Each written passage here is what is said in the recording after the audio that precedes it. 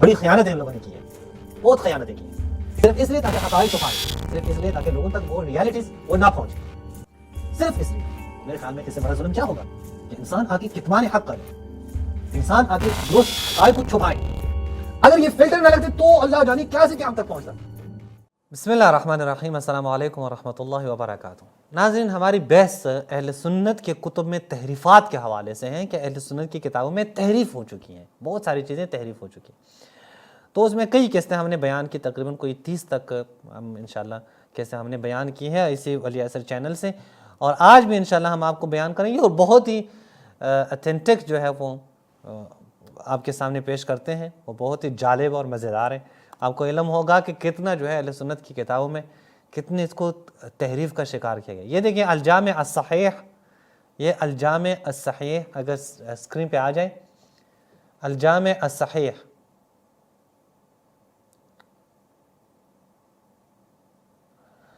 یہ الجامع الصحیح یہ جناب امام بخاری کی کتاب ہے، وہی صحیح بخاری کے جس کا نام اصل میں الجامع المسند الصحیح المختصر من امور رسول اللہ وسننہ وایامہ کن کی ہے؟ جناب بخاری صاحب کی کتاب ہے، شعیب ارناؤت وغیرہ نے تحقیق کی ہے۔ اس کے جزء 40 پہ صفحہ نمبر 7779 پر، حدیث نمبر 4977 پر، یہ آپ دیکھیں، یہ بہت ہی یعنی ایک جالب حدیث ہے، اور ہمارے بعض مناظرین نے کئی دفعہ بیان بھی کیا ہے۔ دیکھیں کیا کہتے ہیں، زر بن حبیش سے روایت ہے، وہ کہتے ہیں سألت ابی بن کعب، میں نے ابی بن کعب سے پوچھا، قلت یا ابا المنذر، میں نے کہا اے ابا المنذر، ان اخاک ابن مسعود، کہ آپ کا بھائی ابن مسعود یقول کذا و کذا، ایسا ویسا کہتے ہیں، ایسا ایسا کہتے ہیں۔ ابی ابن کعب کے پاس حضرت زر بن حبیش جاتے ہیں، ان کو کہتے ہیں کہ آپ کا بھائی عبداللہ بن مسعود یہ کہتے ہیں۔ فقال ابی، اب آپ کو سمجھ میں آ جائے گی یہ حدیث، ظاہر ہے اگر آپ کو سمجھ میں آ جائے یہ حدیث تو پھر بتا دیجیے گا۔ فقال ابی نے کیا کہا، سألت رسول اللہ، میں نے رسول اللہ سے پوچھا ہے۔ فقال علی، رسول اللہ نے مجھے کہا، قیل علی، مجھے کہا گیا ہے۔ فقلت، میں نے کہا، قال، وہ کیا کہتے ہیں یعنی ابی بن کعب، فنحن نقول، ہم بھی کہتے ہیں، کما قال رسول اللہ، جیسا کہ رسول اللہ کہتے ہیں۔ یقین کریں کہ آپ کو یہ حدیث سمجھ میں آتی ہے۔ پتہ ہے اس حدیث میں یہ قضا قضا کی جگہ پہ کیا تھا، یعنی اصل کیوں یہاں پہ تحریف کی گئی کہ خود حدیث کا معنی بھی کسی کو سمجھ میں نہیں آ رہا۔ کتاب صحیح بخاری ہے، کہ امام بخاری نے آ کے اس حدیث کو اتنا جو ہے وہ فلٹر سے گزار دیا، کسی کو سمجھ ہی نہیں آ رہی، تاکہ صحابہ کے اوپر اعتراض نہ ہو جائے۔ صرف اور صرف یہی ہے، اس لیے میں کہتا ہوں نا، صحابہ کی خاطر ان لوگوں نے بڑی زحمتیں اٹھائی ہیں، بڑی مصیبتوں اور مشکلات کا سامنا کیا ہے، انہوں نے بڑی خیانتیں ان لوگوں نے کی ہیں، بہت خیانتیں کی ہیں۔ یہ آپ دیکھیں کہ یہ حدیث اب کسی کو سمجھ میں آئی ہے کہ یہ کیا حدیث ہے، کیوں یہ کام کیا ہے حدیث کے ساتھ، روایت کے ساتھ۔ اب آپ دیکھیں یہ خود حدیث مسند امام حمیدی میں، آپ دیکھیں مسند امام ابو بکر عبداللہ بن زبیر القریشی الحمیدی، بڑا مشہور ہے، یہ وہی امام بخاری کے استاد ہیں۔ یہ مسند حمیدی، یہ جو امام بخاری امام ابو حنیفہ کے جو مخالف تھے نا، وہ اسی حمیدی کی وجہ سے، یہ بڑا مخالف تھا امام ابو حنیفہ کا۔ حسین سلیم اسد نے اس کی تحقیق کی ہے، جزء اول پہ صفحہ نمبر 367 پہ، حدیث نمبر 378 پہ۔ اب وہ اصل یہ روایت یہ ہے، ابھی آپ کو معلوم ہوگا کہ روایت یہ ہے جسے امام بخاری نے کیسے جو ہے وہ تحریف کا شکار کیا، کس لیے؟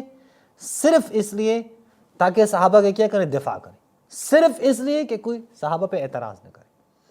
یہ شاید ان کو پتہ نہیں تھا کہ ایک زمانہ آنے والا ہے، پھر یہ ساری خیانتیں میری لوگوں کے سامنے آ جائیں گی۔ وہی امام بخاری کی کوئی ایک خیانت نہیں ہے، یعنی آپ بخاری کتاب اٹھائیں، بہت ساری جگہوں پہ انہوں نے قضا قضا فلاں فلاں یہ چیزیں جو ہے نا کی ہیں، صرف اس لیے تاکہ حقائق چھپا لیں، صرف اس لیے تاکہ لوگوں تک وہ ریالٹیز وہ نہ پہنچیں، صرف اس لیے۔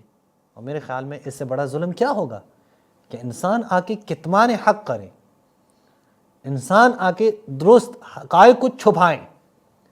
اب وہ روایت جو آپ کو سمجھ میں نہیں ہے, مجھے کہا گیا, اس کو کہا گیا, مجھے کہا گیا, میں کہتا ہوں ایسے ہی کہتا ہوں جیسا رسول نے کہا, اب وہ روایت اب یہاں دیکھیں, آپ کو اب پتہ چلے گا کہ روایت کیا ہے. سألت ابی زر بن حبیش, وہی دیکھیں زر بن حبیش ہے. سألت ابی بن کعب, میں نے ابی بن کعب سے پوچھا, کس کے بارے میں؟ عن المعوذتین, معوذتین کے بارے میں. میں نے ابی بن کعب سے یہ قل اعوذ برب الفلق وقل اعوذ برب الناس, یہ جو دو صورتیں ہیں ان کے بارے میں پوچھا. فقلت, کیا پوچھا میں نے؟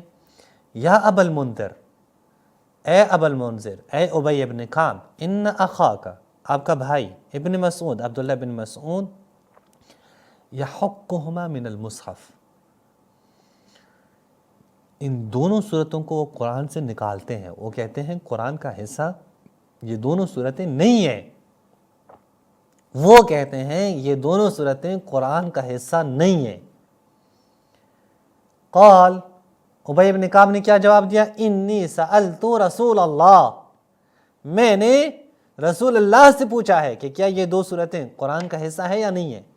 قال, رسول اللہ نے کیا فرمایا؟ قیل لی, مجھے کہا گیا ہے, مجھے یعنی حکم دیا گیا ہے. کیا؟ قل, کہ اے رسول کہو, یعنی پڑھو یہ صورتیں. فقلت, میں نے یہ صورتیں پڑھی کہ یہ قرآن میں سے ہیں. اب یہاں پہ ابی بن کعب پھر کہتے ہیں فنحن نقول کما قال رسول اللہ, ہم پھر ویسے ہی اس کو پڑھتے ہیں قرآن کا حصہ سمجھ کر جیسا کہ رسول اللہ نے اس کو قرآن کا حصہ سمجھ کر اس کو پڑھا ہے, یا جو کچھ رسول اللہ کہتے ہیں ان کے بارے میں ویسے ہی ہم کہتے ہیں. دیکھیں اب آپ کو جو ہے وہ سمجھ میں آ گئی کہ بات کیا ہے.